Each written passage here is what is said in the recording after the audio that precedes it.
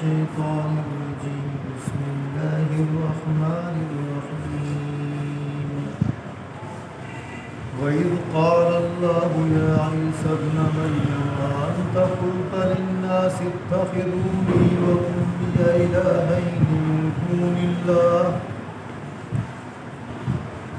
أنت قلت للناس اتخذوني وأمي إلهين من دون الله قال سبحانك ما يكون لي أن أقول ما ليس لي بحق إن كنت قلته فقد علمته تعلم ما في نفسي ولا أعلم ما في نفسك إنك أنت علام الغيوب ما قلت لهم إلا ما أمرتني به أن اعبدوا الله ربي وربكم وكنت عليهم شهيدا ما كنت فيهم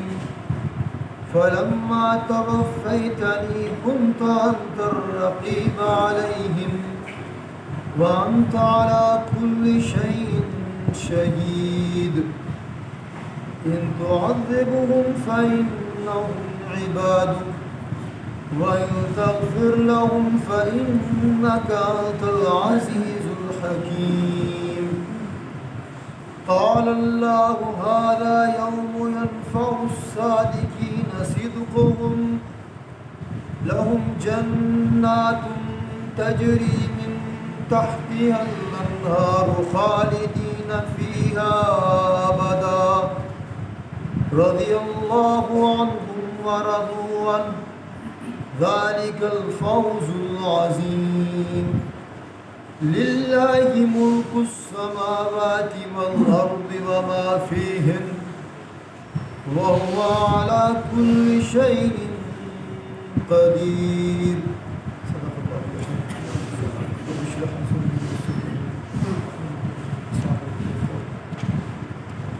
سورہ مائدہ یہ الحمدللہ آج تکمیل ہو رہی ہے، آخری رکوع ہے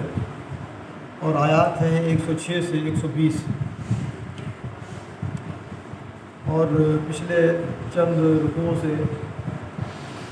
عیسائیت کے جو عقائد ہیں ان کی رد کی گئی تھی، تردید کی گئی تھی۔ آج گویا اس کا ان تمام دلائل کا جو ہے ان کی انتہا ہے، زیادہ جامع اور زیادہ مدلل انداز میں آخری بات فرمائی گئی ہے۔ ارشاد باری تعالیٰ ہے وَإِذْ قَالَ اللَّهُ، اور جب اللہ تعالیٰ عیسیٰ علیہ السلام سے کہیں گے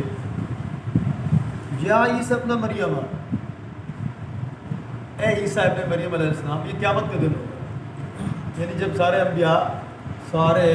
انسان اکٹھے ہوں گے تو اللہ تعالیٰ بتا رہے ہیں ہمیں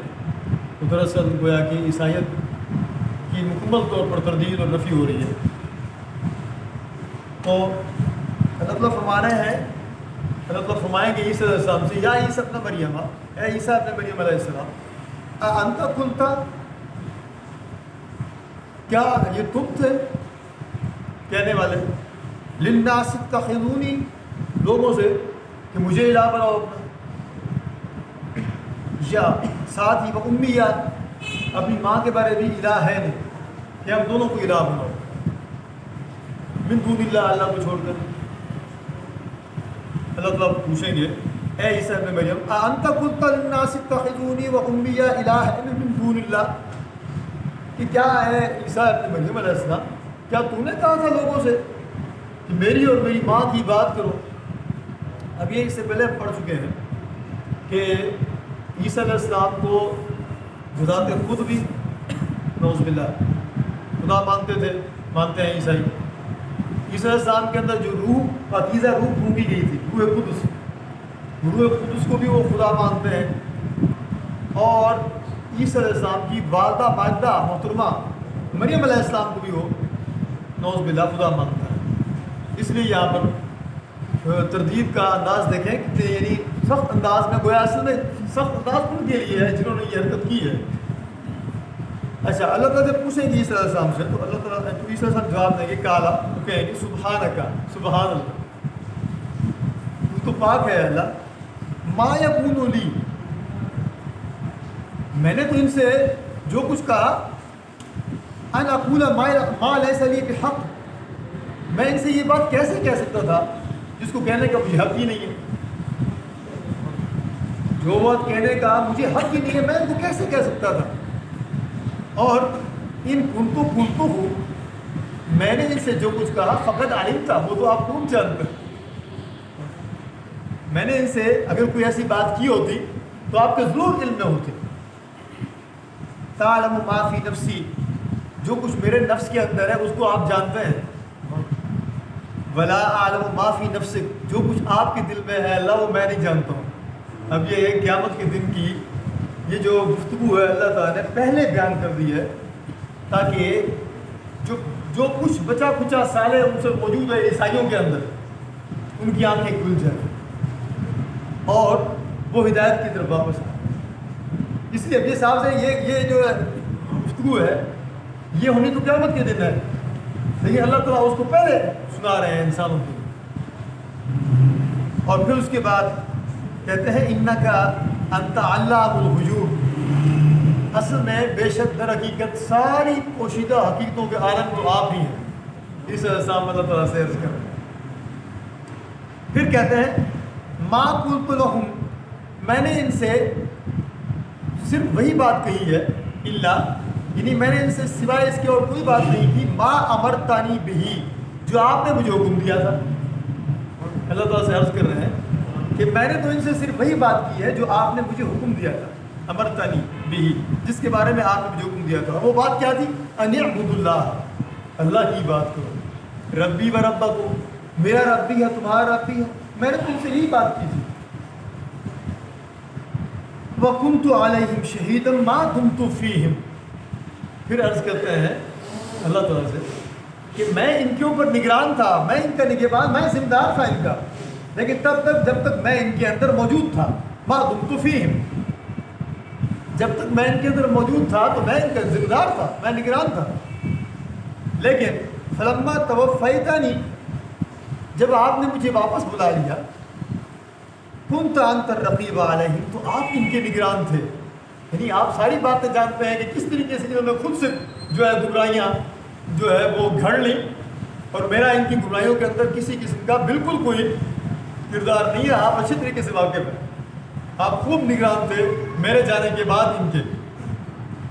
وَأَنْتَ عَلَىٰ كُلِّ شَيْءٍ شَهِيدٌ، اور آپ تو ہر چیز کے جاننے والے ہیں، آپ تو ہر چیز کے اوپر گواہ ہیں۔ اب اصل میں یہ عیسائیت کے جو غلط عقائد ہیں ان کی دلیل کی بنیاد پر جو رد تھی وہ اس سے پہلے جو ہے بدرجہ اتم کر دی گئی ہے، بدرجہ کمال کر دی گئی۔ اب آج جو ہے اتمام حجت کے لیے اللہ تعالیٰ نے وہ گفتگو بھی یعنی منظر عام پر لے کر کے سنا دی انسانوں کو، عیسائیوں کو، کہ دیکھو قیامت کا دن ہوگا اور میں اپنے اس محبوب نبی سے اس انداز میں کلام کروں گا، پوچھوں گا کہ یہ جو گمراہ ہوئے تھے کیا آپ نے دکھا تھا، اور صاحب ذرے نبی علیہ السلام تو ان کی تردید کریں گے، اور پھر اس تردید کی ساری گفتگو جس لب و لہجے کے اندر ہو رہی ہے، آپ ذرا اندازہ کریں تو اللہ تعالیٰ کا یعنی یہاں پر گفتگو کرنے کا انداز جو ہے اس کے اندر جو شدت ہے وہ شدت دراصل ان گمراہ لوگوں کے لیے ہے، بیسیکلی گویا پوچھا جا رہا ہے عیسیٰ علیہ السلام سے، لیکن اصل میں سنایا جا رہا ہے ان گمراہوں کو کہ تم نے جو اللہ گویا فرمانا چاہ رہے ہیں کہ تم نے جو میرے نبی کو خدا بنا لیا تھا، وہ تو خود کہہ رہے ہیں کہ نہیں میں تو بندہ تھا اور میں نے تو جو ہے ان کو ایسی بات بالکل نہیں کہی تھی، یہ خود گمراہ ہوا ہے اور آپ اس پر گواہ ہیں۔ گویا کہ اللہ تعالیٰ کی گواہی کی ایک اور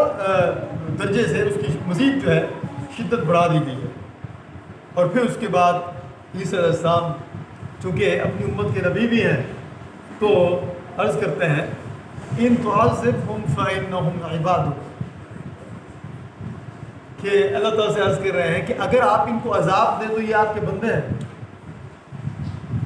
ان تعذبہم، اگر آپ ان کو عذاب دیں تو فإنہم عبادک، یہ آپ کے بندے ہیں، غلام ہیں، یہ کہاں بھاگ کے جا سکتے ہیں۔ لیکن پھر عرض کرتے ہیں وَإِن تَغْفِرْ لَهُمْ، اگر آپ ان کو معاف کر دیں فَإِنَّكَ أَنْتَ الْعَزِيزُ الْحَكِيمُ، تو بے شک آپ جو ہے العزیز ہیں، ہر معاملے پر غالب رہنے والے ہیں، اور اس کے ساتھ ساتھ دانا بھی ہیں، قوت بھی رکھتے ہیں، غلبہ بھی رکھتے ہیں، ساتھ دانائی بھی رکھتے ہیں کہ ان کو اگر معاف کرنا آپ کے نزدیک مناسب ہے تو آپ ان کو معاف بھی کر سکتے ہیں، اگر سزا دینا چاہیں تو یہ آپ کے بندے ہیں، کہاں معاف کے جا سکتے ہیں۔ یہ آیت مبارکہ کی روایت میں آتی ہے کہ اللہ کے نبی صلی اللہ علیہ وسلم نماز پڑھتے ہوئے جب اس آیت تک پہنچے تو ساری رات جو ہے اسی آیت کو پڑھتے رہے اور روتے رہے کہ یہ میری امت جو ہے اگر تو ان کو عذاب دے تو یہ تیرے بندے ہیں، اگر ان کو معاف کر دے تو العزیز بھی ہے الحکیم بھی ہے، یعنی تو تمام تر اختیارات کا واحد مالک ہے، اور تیرے اندر کمال درجے کی حکمت و دانائی بھی ہے کہ اپنے اختیارات کو کہاں کس طرح کس وقت استعمال کر رہا ہے اور کس کے لیے استعمال کر رہا ہے۔ اس کے بعد اللہ تعالیٰ جواب دیں گے قال اللہ، پھر اللہ تعالیٰ فرمائیں گے ھذا یوم، یہ وہ دن ہے، یعنی یہ جو کہ قیامت کے دن ہی کا آواز ہے، اللہ فرما رہے ہیں ھذا یوم، یہ وہ دن ہے ینفع الصادقین صدقہم، کیا سچوں کو ان کی سچائی جو ہے نفع دے۔ صاف ظاہر ہے یہ سچ اور جھوٹ کا مکمل طور پر جو ادراک ہے وہ اس دن ہر بندے کو ہو جائے گا۔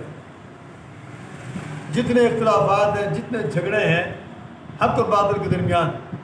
ان کا حتمی فیصلہ اس دن اللہ تعالیٰ کی بارگاہ میں ہو جائے گا۔ اس لیے اللہ فرما رہے ہیں کہ جو سچے ہیں ان کی سچائی کا نفع ان کو دیا جائے گا، اور اس کے بعد سچوں کو ان کی سچائی نفع دیتی ہے۔ لہم جنات تجری، وہ نفع کیا ہے؟ ان کے لیے جنات ہیں، جنت کی جمع ہے، یعنی ایک نہیں زیادہ جنت ہیں، زیادہ باغات ہیں، اور پھر تجری من تحتها الانہار، ان کے نیچے نہریں بہ رہی ہوں گی، اور خالدین فیہا ابدا، وہ وہاں پر ہمیشہ رہیں گے۔ اچھا یہ جو جملہ ہے میں نے شاید پہلے بھی عرض کیا جنت کا یہ نہایت مختصر سا جو جملہ ہے جنت کے منظر کا، جو منظر کشی کی جاتی ہے نا کہ ایسی جنت ہے جن کے نیچے نہریں بہ رہی ہوں، اس پر کبھی غور ہم نے نہیں کیا ہے، غور کبھی کرنا چاہیے ویسے کہ کیونکہ آج صاف ظاہر ہے کہ انسان جو ہے سائنس و ٹیکنالوجی کے میدان میں بہت کمال کو پہنچا ہوا ہے، اور بڑی بڑی جو ہے وہ عمارات تعمیر ہو رہی ہیں بڑے عجیب و غریب نقشوں پر، بڑی حیران کر دینے والی، لیکن اس کے باوجود بھی ہم پورا ارض پر کوئی ایسی عمارت نہیں دیکھتے ہیں کہ جس کے اوپر تو منزلیں ہوں اور نیچے باغات ہوں، نہریں ہوں، اور تحت نگاہ وسیع ہوں۔ یہ کتنا حسین یہ منظر ہے کہ اوپر تو جو ہے بالا خانے ہیں، رہائش کے لیے جگہ ہیں بنی ہوئی ہیں، اوپر محلات ہیں، اور نیچے جو ہے باغات ہیں، ان کے نیچے باغات ہیں۔ گویا کہ وہ جو باغات، وہ جو عمارتیں ہیں، محلات ہیں جنتیوں کے، وہ معلق ہیں، ان کے نیچے جو ہے نہریں بھی ہیں، باغات بھی ہیں، جنتیں بھی ہیں،